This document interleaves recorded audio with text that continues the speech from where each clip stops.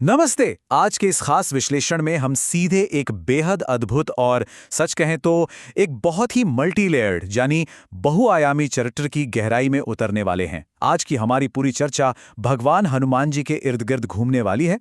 इस विश्लेषण के जरिए हम देखेंगे कि कैसे वो एक नटखट दिव्य बालक से एक ऐसे महानायक बन गए जिनका प्रभाव सिर्फ एक किताब या एक ग्रंथ तक सीमित नहीं रहा, मतलब वो कई संस्कृतियों और धर्मों में एक प्रतीक के रूप में फैल गए। तो चलिए बिना देरी किए इस महागाथा को समझना शुरू करते हैं। तो चलिए गहराई से इसे समझते हैं। स्रोत सामग्री से लिया गया ये कोटेशन देखिए। ये सिर्फ एक वाक्य नहीं है, बल्कि ये उस असीमित शक्ति और ज्ञान का एकदम सटीक निचोड़ है जो उनके चरित्र को डिफाइन करता है। मतलब एक तरफ वो बुराई का नाश करने वाले सबसे बड़े योद्धा हैं और दूसरी तरफ विद्या और बुद्धि देने वाले भी। ये जो गजब का बैलेंस है ना, यही उन्हें इतना खास बनाता है। और हाँ, उनके चरित्र की सबसे दिलचस्प बात तो ये है कि हम उनके जीवन को किसी एक टाइमलाइन या कालखंड में बांध ही नहीं सकते। स्रोत के मुताबिक वो उन 8 चिरंजीवियों में से एक हैं जिन्हें अमरत्व का वरदान प्राप्त है। इसका सीधा सा मतलब ये है कि वो हमेशा से हैं, वो किसी एक युग जैसे कि त्रेता युग तक सीमित नहीं हैं, बल्कि हर युग में उनकी मौजूदगी मानी जाती है। अमर होने का ये जो कॉन्सेप्ट है, ये उनकी कहानी को वाकई शाश्वत बना देता है। खंड 1, पवनपुत्र का जन्म और बाल्यकाल। आइए थोड़ा पीछे चलते हैं और उनकी शुरुआत को देखते हैं। वानरों के राजा केसरी और माता अंजना के पुत्र के रूप में जन्मे हनुमान जी को पवनपुत्र भी कहा जाता है। ऐसा इसलिए क्योंकि वायुदेव उनके आध्यात्मिक पिता हैं और उन्हें पालने में उनकी बहुत बड़ी भूमिका रही है। अब जरा इस नंबर पर गौर कीजिए, 85,58,112। आपको लग रहा होगा कि ये कोई रैंडम नंबर है, पर बिल्कुल नहीं। स्रोत सामग्री में दी गई एकदम सटीक ज्योतिषीय गणनाओं के अनुसार हनुमान जी का जन्म ठीक इतने ही साल पहले हुआ था। जरा सोचिए, यह त्रेता युग के बिल्कुल अंतिम चरण का समय था। दिन था मंगलवार, सुबह 6:03 का समय था और उनका जन्म हुआ था अंजनेरी पर्वत पर। इतनी गजब की सटीकता सच में हैरान करने वाली है। खैर, जन्म से ही उनके पास असीमित शक्तियां तो थीं, लेकिन उनका बचपन बहुत ही नटखट था। बचपन का वो मशहूर किस्सा तो आपको पता ही होगा, जब उन्होंने उगते हुए सूरज को कोई बहुत ही स्वादिष्ट सा फल समझ लिया था और बस उसे पकड़ने के लिए सीधे आसमान में छलांग लगा दी। उनके इसी चंचल स्वभाव से परेशान होकर साधु संतों ने उन्हें एक श्राप दे दिया था। श्राप ये था कि वो अपनी सारी दिव्य शक्तियां भूल जाएंगे और उन्हें तभी याद कर पाएंगे जब कोई दूसरा उन्हें याद दिलाएगा। अब जरा सोचिए, अगर ये श्राप ना होता तो शायद रावण के साथ जो युद्ध हुआ था उसका पूरा स्वरूप ही कुछ और होता, है ना?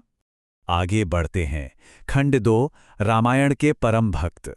बचपन की इन नटखट घटनाओं के बाद हनुमान जी का जीवन पूरी तरह से भगवान राम की भक्ति के प्रति समर्पित हो गया। ये हिस्सा उनके जीवन के सबसे बड़े अध्याय यानी रामायण पर फोकस करता है। यहीं पर ऋष्यमुख पर्वत के पास उनकी पहली मुलाकात श्री राम और लक्ष्मण जी से हुई थी। उस वक्त वो सीता जी की खोज कर रहे थे और दिलचस्प बात यह है कि उस पहली मुलाकात में हनुमान जी एक ब्राह्मण के वेश में थे। अब जरा इस टाइमलाइन को देखिए। ये सफर बिल्कुल एक महाकाव्य की तरह आगे बढ़ता है। श्रीराम से उनकी पहली मुलाकात से लेकर समुद्र के ऊपर से वो विशाल छलांग लगाने तक। और हाँ, यही वो समय था जब जामवन जी ने उन्हें उनकी भूली हुई शक्तियों की याद दिलाई थी। फिर आगे लंका दहन, जहां उन्होंने अपनी पूंछ में लगी आग से पूरी लंका को ही राख कर दिया। और अंत में महायुद्ध के बीच लक्ष्मण जी के प्राण बचाने के लिए पूरा का पूरा संजीवनी पर्वत ही उठाकर ले आना। ये सारे पड़ाव बिना किसी शक के उनकी असीमित ताकत और परम भक्ति का सबसे बेहतरीन उदाहरण है। लेकिन देखिए, सबसे अहम बात यह है कि उनकी शक्ति सिर्फ शारीरिक नहीं थी, वो भावनात्मक और आध्यात्मिक भी थीं। अब अयोध्या के इस दृश्य को ही ले लीजिए। लंका युद्ध के बाद जब माता सीता ने उन्हें मोतियों का एक बेशकीमती हार भेंट किया, तो उन्होंने क्या किया? उन्होंने उन मोतियों को तोड़ना शुरू कर दिया, ये देखने के लिए कि क्या उनके अंदर राम और सीता हैं। और जब लोगों ने उन पर सवाल उठाया तो उन्होंने सचमुच अपनी छाती चीरकर दिखा दी। स्रोत बताता है कि उनके हृदय में साक्षात श्री राम और माता सीता विराजमान थे। मेरा मतलब है, ये भक्ति की सबसे चरम अवस्था का प्रतीक है। इससे बड़ा प्रमाण और क्या हो सकता है? अब कहानी थोड़ी रहस्यमयी और डार्क होने वाली है। खंड 3, पंचमुखी अवतार और पाताल लोक। रामायण की एक घटना है जब रावण के सहयोगी अहिरावण ने काले जादू से श्रीराम और लक्ष्मण जी का अपहरण कर लिया और उन्हें पाताल लोक ले गया। तब हनुमान जी को उन्हें बचाने के लिए एक बिल्कुल नया और बहुत ही तीव्र रूप धारण करना पड़ा था। और ये बात बहुत ही शानदार तरीके से दर्शाती है कि हनुमान जी किसी भी परिस्थिति के हिसाब से खुद को कैसे ढाल सकते थे। पाताल लोक में जाते ही उनका सामना हुआ मकरध्वज से, जो असल में उन्हीं के पसीने से जन्मा उनका अपना पुत्र था। उसे हराने के बाद उन्हें पता चला कि अहिरावण को मारने का सिर्फ एक ही तरीका है, 5 अलग अलग दिशाओं में रखे 5 दीपकों को एक साथ बुझाना। और इसी असंभव से काम को संभव बनाने के लिए उन्होंने अपना वो प्रसिद्ध पंचमुखी रूप धारण किया। तो इन 5 हिस्सों को देखिए, ये उनके पंचमुखी रूप के 5 मुखों को दर्शाते हैं, और हर मुख का अपना एक खास मतलब था। खुद हनुमान जी का मुख वराह रूप जो स्वास्थ्य का प्रतीक है, नरसिंह रूप जो एकदम निडरता को दर्शाता है, गरुड़ रूप जो जादू टोने और विष को बेअसर करता है, और हयग्रीव रूप। इन 5 दिव्य शक्तियों को मिलाकर उन्होंने एक ही सांस में वो 5 दीपक बुझा दिए। अहिरावण का अंत हो गया। सच कहूं तो ये सिर्फ ताकत नहीं, बल्कि प्रेजेंस ऑफ माइंड और समाधान खोजने की उनकी गजब की क्षमता का सबूत है। चलिए अब थोड़ा अपना नजरिया बढ़ा करते हैं। खंड 4, अन्य धर्मों में हनुमान। ये पूरी गाथा सिर्फ एक ही हिंदू ग्रंथ तक सीमित नहीं रही है। दुनिया भर की अलग अलग संस्कृतियों और धर्मों ने उनके चरित्र को कैसे अपनाया और उसे कैसे बदला, ये देखना वाकई बहुत दिलचस्प है। उदाहरण के लिए वाल्मीकि जी या तुलसीदास जी के ग्रंथों में हम हनुमान जी को एक बहुत ही शक्तिशाली योद्धा के रूप में देखते हैं, लेकिन अगर हम विमल सूरी द्वारा लिखी गई जैन रामायण पौमचर्य को देखें तो वहां वो वानर नहीं है, बल्कि एक विद्याधर यानी एक अलौकिक प्राणी है। और तो और जैन परंपरा के अनुसार वो अंत में एक जैन सन्यासी बन जाते हैं। इस ग्रंथ में राम जी किसी को नहीं मारते और पूरी कहानी अहिंसा के सिद्धांत पर चलती है। हम यहाँ किसी बात का पक्ष नहीं ले रहे हैं, बस ये देख रहे हैं कि कैसे अलग अलग परंपराओं में कहानी के रंग बिल्कुल बदल जाते हैं। और अब ये वाला थोड़ा हैरान करने वाला है। तिब्बती बौद्ध परंपरा को देखिए। हिंदू ग्रंथों में हम पढ़ते हैं कि श्री राम सीता जी को निशानी के तौर पर अपनी अंगूठी भेजते हैं, लेकिन तिब्बती संस्करण में हनुमान जी श्री राम और माता सीता के बीच प्रेम पत्रों का आदान प्रदान करते हैं। जी हाँ, लव लेटर्स। इसका मतलब यह है कि इस परंपरा में उन्हें सिर्फ एक शक्तिशाली योद्धा नहीं, बल्कि एक बहुत ही पढ़े लिखे शिक्षित दूत के रूप में दिखाया गया है। काफी अलग नजरिया है ना? और क्या आप जानते हैं कि सिख धर्म के इतिहास में भी इस चरित्र का बहुत गहरा प्रभाव रहा है?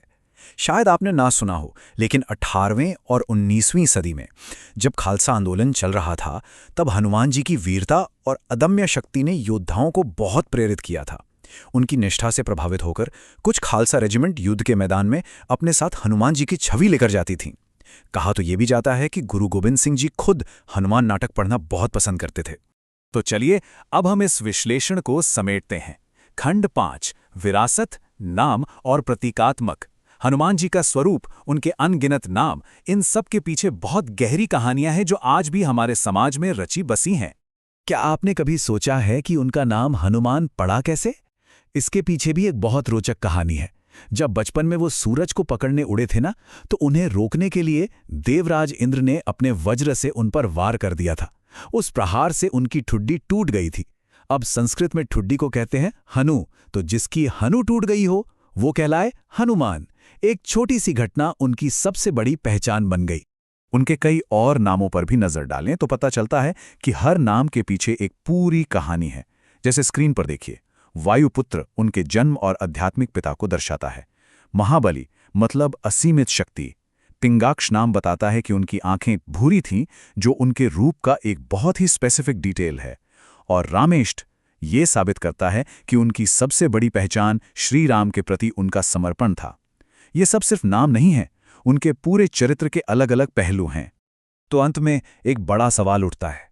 प्राचीन काल लाखों वर्ष पूर्व की पौराणिक कथाओं में जन्मा कोई चरित्र आज के इस आधुनिक युग में इतनी सारी विविध संस्कृतियों और सीमाओं को पार करते हुए शक्ति और भक्ति का इतना बड़ा प्रतीक कैसे बना हुआ है? क्या ये उनकी बेतहाशा ताकत है या फिर उनकी निस्वार्थ सेवा का भाव? ये एक ऐसा सवाल है जो हमें वाकई सोचने पर मजबूर कर देता है। स्रोत सामग्री का ये पूरा विश्लेषण हमें यही सिखाता है कि शक्ति, ज्ञान और भक्ति का ये शानदार संतुलन सच में अमर है। हमारे साथ इस विश्लेषण में जुड़ने के लिए आपका बहुत बहुत धन्यवाद। मुझे उम्मीद है कि इससे आपको कुछ नया सोचने को मिला होगा।